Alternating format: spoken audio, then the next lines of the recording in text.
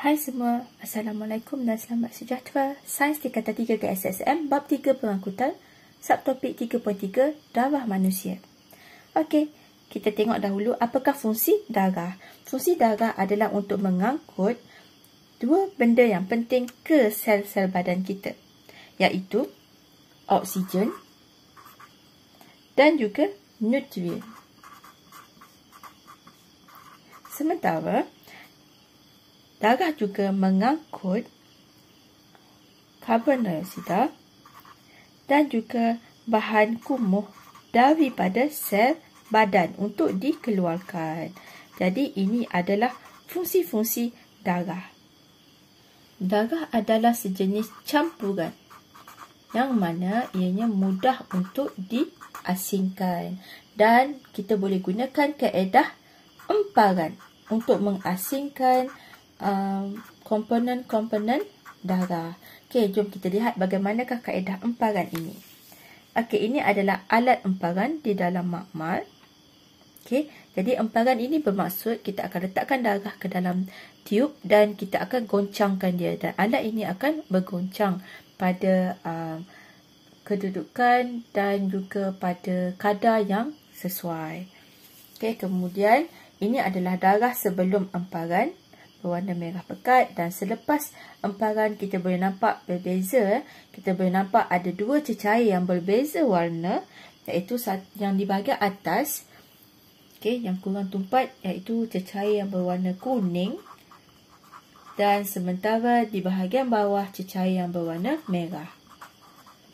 Okey, jadi kita akan lihat nanti apakah dia komponen-komponen yang ada dalam darah. Okey, bagi komponen darah terdapat 4 yang penting, 4 ampaian yang penting, iaitu yang pertama ni, kalau kita lihat di sini, ini adalah sel darah merah.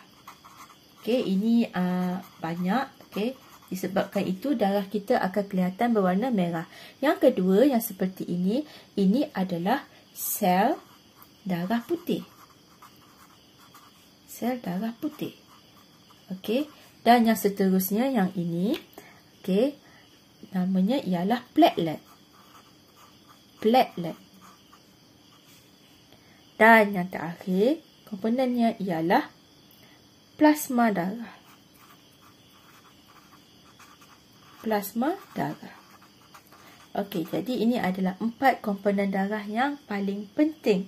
Tetapi plasma darah ini kita boleh pecahkan kepada 2, iaitu air dan seterusnya ialah bahan-bahan terlarut. Okey, bahan terlarut ini nanti kita akan belajar, ada banyak pecahannya lagi. Okey, untuk air, dalam plasma darah terdiri daripada 90%. Banyak ya air di dalam plasma darah kita. Disebabkan itu kita perlu minum air yang banyak sebenarnya. Okey, dan bahan terlarut pula hanyalah 10% sahaja. Okey, jadi kita boleh lihat pula apakah dia bahan-bahan terlarut yang 10% tadi. Okey, antara bahan-bahan terlarut di dalam 10% tadi ialah terdiri daripada gas, iaitu oksigen, karbon dioksida. Okey, seterusnya adalah nutrien daripada pemakanan kita yang kita makan. Seterusnya adalah enzim. Enzim yang ada banyak. Okey. Seterusnya adalah hormon yang dilepaskan daripada kelenjar dan dimasukkan ke dalam darah kita untuk dibawakan ke seluruh badan. Dan yang terakhir sekali adalah bahan-bahan kumuh yang lain. Okey, dan ini kelima-lima ini adalah bahan terlarut yang 10% sahaja di dalam plasma darah. Jadi kita boleh lihat, inilah dia komponen-komponen yang ada di dalam darah kita. Okey, dan ini adalah rupa darah setelah diemparkan, setelah mengalami proses emparan. Okey, jom kita lihat apa yang ada. Okey, yang berwarna kuning inilah yang sebenarnya dikatakan sebagai plasma darah ini. Okey, plasma darah kita. Dan dianya terdiri daripada 55%. Ya, plasma darah lah yang paling banyak dalam darah kita. Yang kedua ialah yang berwarna merah di bawah ini. Ini adalah sel darah merah. Okey, dah darah kita berwarna merah, mestilah sel darah merah kan. Okey, tetapi sel darah merah tidak sebanyak plasma darah ya. Ianya hanya 45% sahaja. Dan yang di tengah-tengah yang berwarna hijau, yang diwarnakan hijau ini, okey, ini sebenarnya ialah sel darah putih.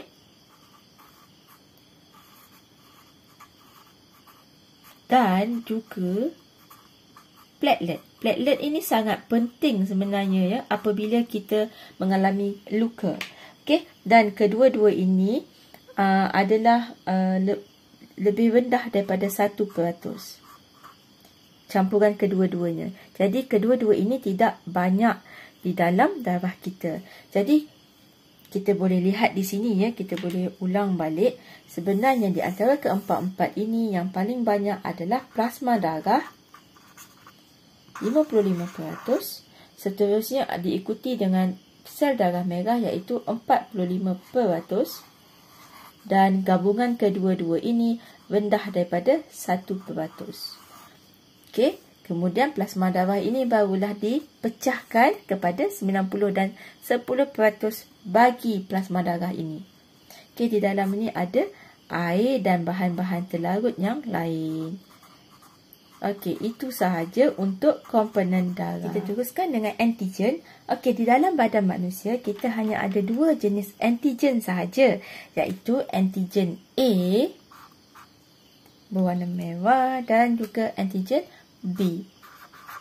Okey, dan kedua-dua antigen ini berada di permukaan sel darah merah kita.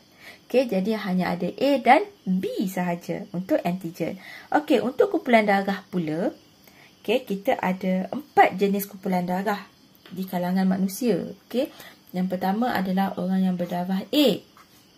Kemudian yang berdarah B, berdarah AB dan berdarah O. Okey, jom kita lihat bagaimanakah gambar wajah bagi permukaan sel darah merah bagi setiap kumpulan darah ini. Okey, untuk kumpulan darah A, okey, di permukaan sel-sel darah merahnya kita akan boleh lihat ada bulat-bulat, okey, yang mana kita kenali dia sebagai antigen A. Cikgu gunakan antigen A sebagai bulat-bulat. Okey, jadi ada banyaklah dekat permukaan sel darah merah itu. Okey, sementara bagi sel darah merah bagi kumpulan darah B, okey, kita letakkan antigen, cikgu letakkan antigen B ini dengan segi 3. Okey, untuk membezakan. Okey. So ini adalah antigen B.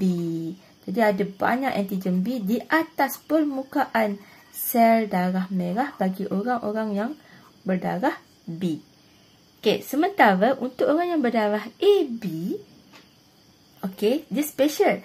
Dia ada antigen A dekat atas permukaan dia sebab kat sini A kan. Jadi dia ada antigen A. Dan disebabkan dia ada B juga, jadi dia ada antigen B dekat permukaannya. Jadi dia ada kedua-dua antigen di atas permukaannya. Begini.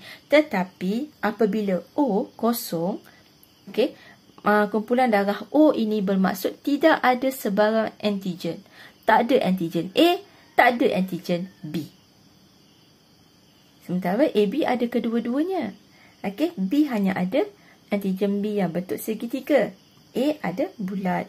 Jadi inilah dia perbezaannya. Bermaksud kalau O, dia tidak mempunyai sebarang antigen A ataupun B. Okey, jadi antigen yang wujud di permukaan kumpulan darah A ialah antigen A. Sementara bagi kumpulan darah B, antigen B. Bagi kumpulan darah AB, jadi antigen A pun ada dan B pun ada. So, ada 2. Sedangkan D, O, orang yang kumpulan darah O, tidak ada apa-apa. Jadi, inilah antigen. Okey, tadi kita belajar tentang antigen. Sekarang kita akan belajar tentang antibody. Antibody adalah berlawanan dan menentang antigen. Juga kita ada 2 jenis, iaitu yang pertama ialah anti-A. Anti-A ini bermaksud dia tidak suka antigen A. Sementara yang kedua adalah anti-B. Bermaksud dia tak suka anti-B. Dia menentang antigen B. Dan antibody ini dia tidak berada di permukaan, tapi sebaliknya dia berada di dalam plasma darah kita yang mempunyai 55% tadi. Okey. Jadi jom kita lihat sama-sama kumpulan darah. Kita mulakan dengan kumpulan darah A tadi, kemudian kita akan lihat B, kemudian kita akan lihat AB dan juga kumpulan darah O. Okey, untuk kumpulan darah A, kita ada yang berwarna biru ini. Okey, dan yang berwarna biru ini sebenarnya ialah anti-B.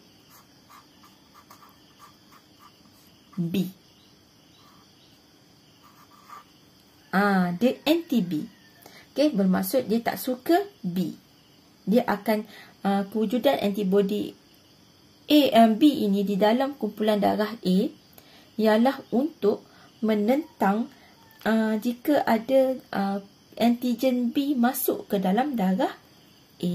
Jadi di sini adalah sel darah untuk A, yang mana kita ada antigen, banyak antigen A, bulat-bulat merah tadi.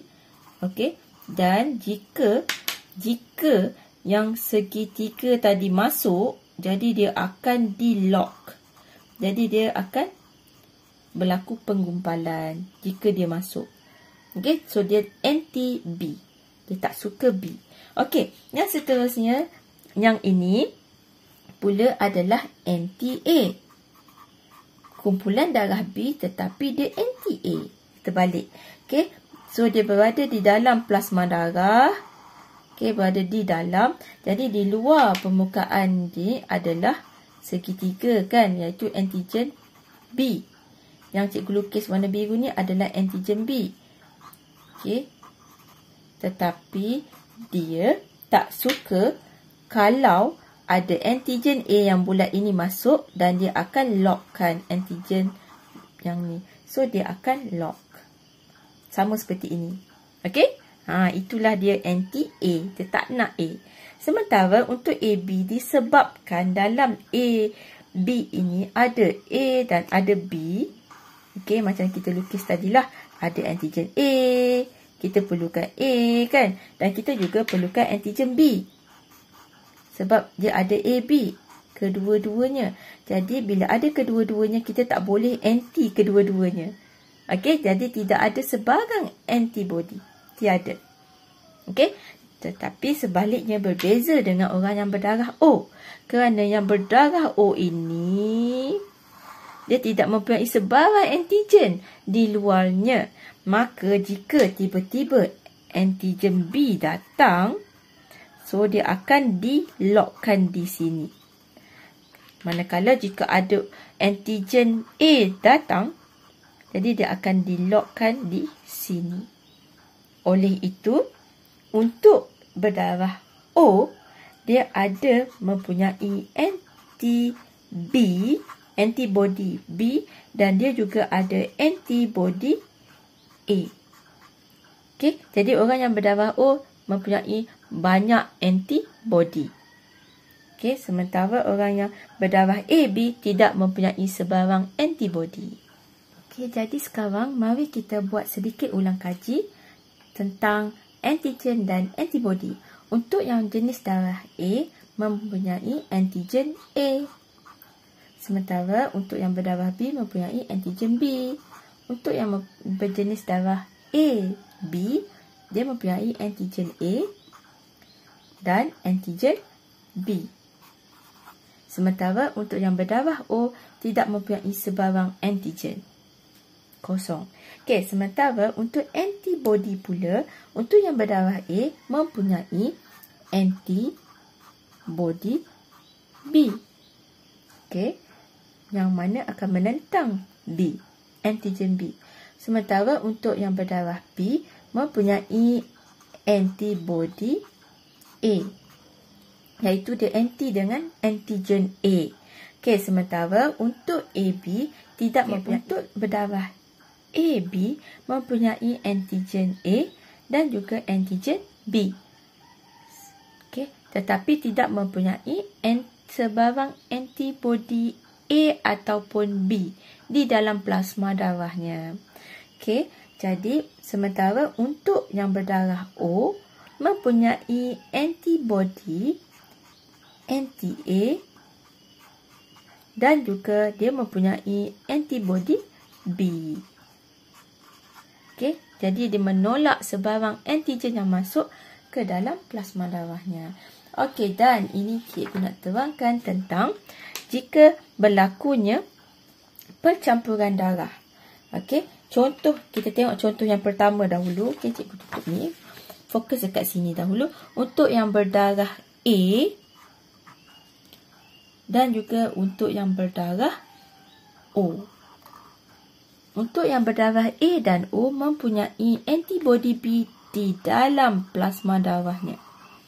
Okey, dan apabila antibody B datang ke plasma darah, ke darah A dan darah kumpulan O, maka antigen B ini akan di-lockkan oleh antibody ini, maka ia tidak dapat berfungsi. Okey, begitu juga bagi yang berdarah B dan yang berdarah O.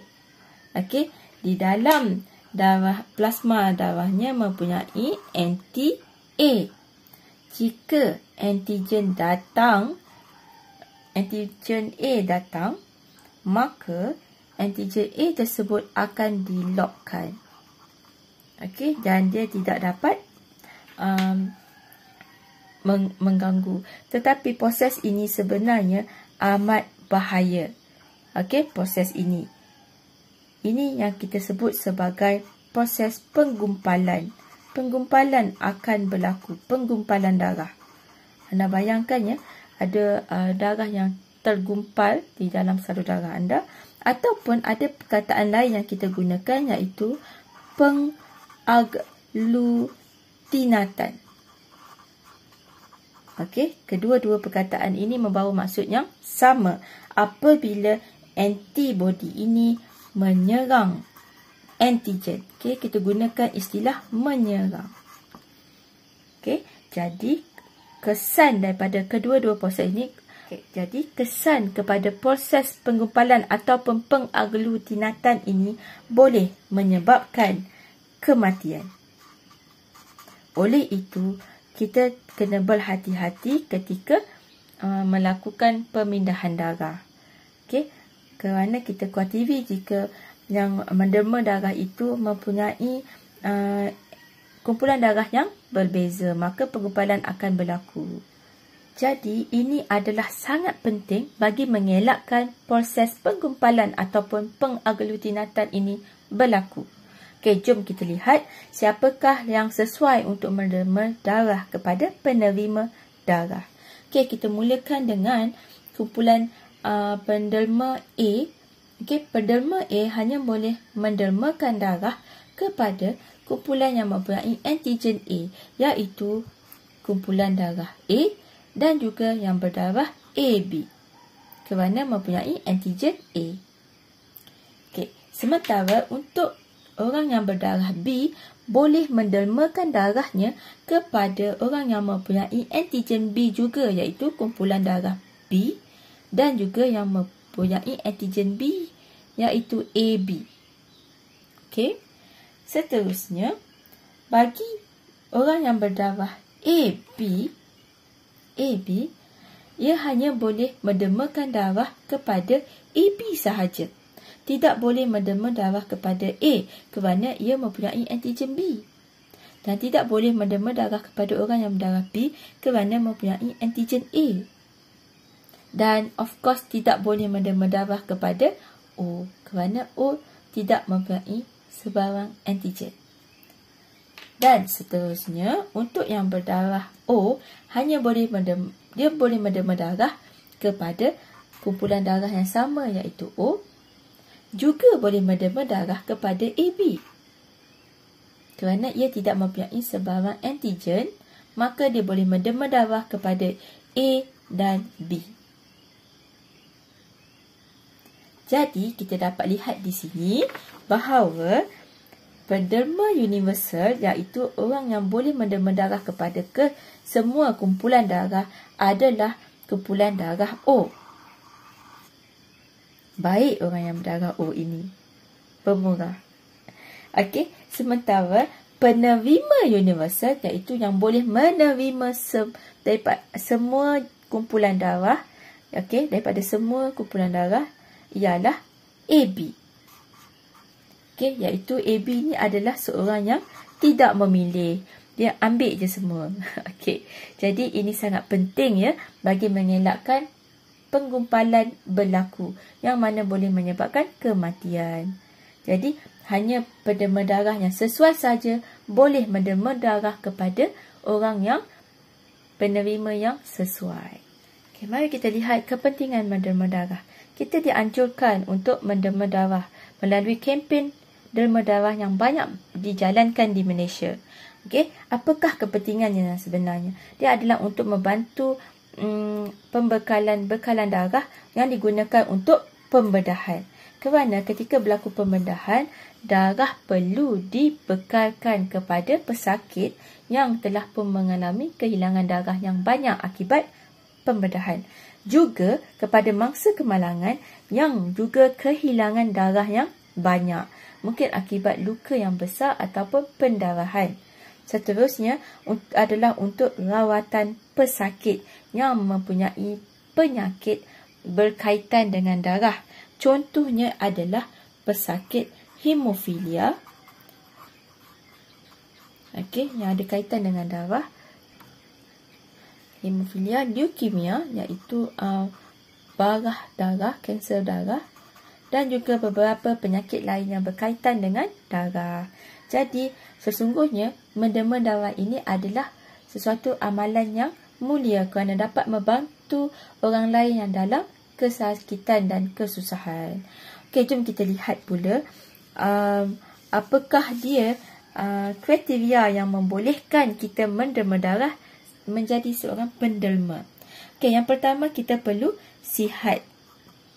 Okey, maksud sihat adalah kita tidak mengalami sebarang penyakit ataupun virus seperti virus HIV ataupun virus-virus lain yang bahaya, hepatitis B dan sebagainya. Yang kedua adalah mestilah mempunyai jisim badan yang melebihi 45 kg.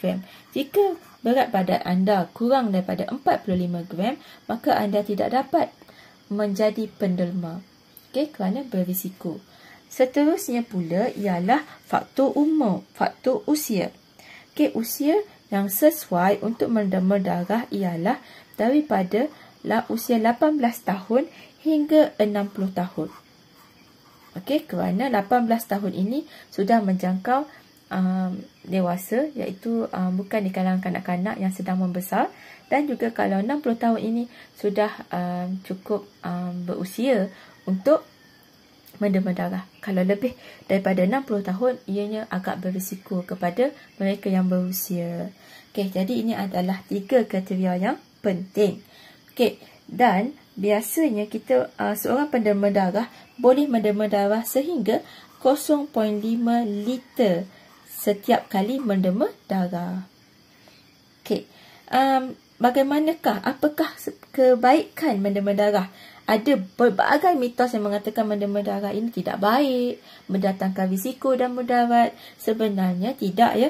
Individu yang menderma darah sebenarnya merangsang sel darah merah dia untuk digantikan. Kerana sel darah merahnya akan berkurang apabila dia menderma darah. Okey, jadi apabila berkurang, jadi badan akan apabila sel darah merah berkurang, maka ini akan memaksa sum-sum tulang kita okey, sum-sum tulang untuk menghasilkan sel darah merah yang baru. Jadi, bila kita dapat sel darah merah yang baru, maka ia dapat berfungsi dengan lebih baik. Maka ianya sebenarnya adalah lebih bagus, berfungsi lebih baik dan kita dapat lebih bertenaga. Kerana apabila sel yang baru, maka kecekapannya adalah lebih tinggi, dapat mengangkut oksigen, nutrien dan juga dapat mengangkut bahan-bahan kumuh yang lain. Okey, dan ini adalah beg darah yang telah pun diderma oleh penderma. Okey, beg darah ini mempunyai ataupun mengandungi bahan kimia yang kita sebut sebagai natrium citrat. Okey. Apakah kegunaan natrium citrat ini? Sebenarnya ia sangat penting untuk mengelakkan ataupun menghalang pembekuan darah berlaku. Jadi darah yang telah didermakan itu tidak beku dan dapat disimpan dengan baik. Dan satu lagi, pada beg darah itu akan dilabelkan dengan kumpulan darah dan juga sama ada resus negatif atau positif supaya untuk mengelakkan kesilapan. Sedikit kesilapan akan menyebabkan penggumpalan berlaku dan kematian. Okey, dan inilah kepentingan menderma darah. Oleh itu, jom kita menderma darah dan menjadi seorang penderma. Be a superhero. Okey, apabila anda sudah berusia 18 tahun ke atas, maka marilah mendaftar sebagai penderma darah secara berkala. Anda boleh menderma darah di pusat-pusat darah negara ataupun tabung darah negara dan juga di hospital-hospital yang berdekatan dengan anda. Okey, semoga video ini bermanfaat. Jangan lupa like video ini dan subscribe YouTube channel ini. Okey, bye. Jom